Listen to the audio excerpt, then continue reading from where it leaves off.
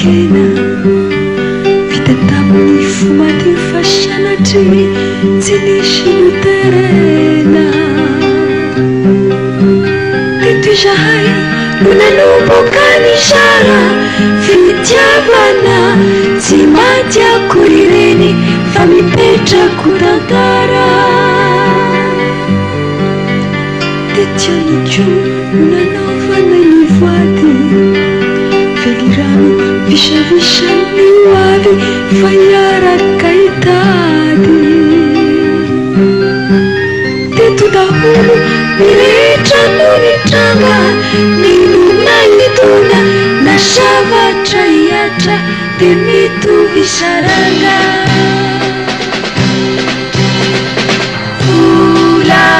Kinyaishinave kangina rapitsina yaumia drifitsikina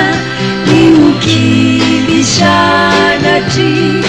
vijaniani nufyainaniti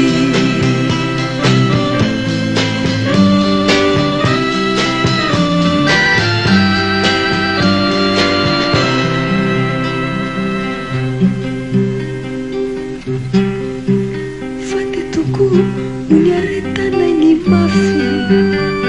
ishutrunai mankidi shini mami ariti maitiniafi teto izahay vonitotsinanana fasaminiady mafi mba hisy zavatso ampelatanana olitoanefa no itoerana iatrany izay lahatra fiantsona ka andao zanay ny tany poly toko na melomana indray fitia vaovao ary farany azangamba eto milevenanay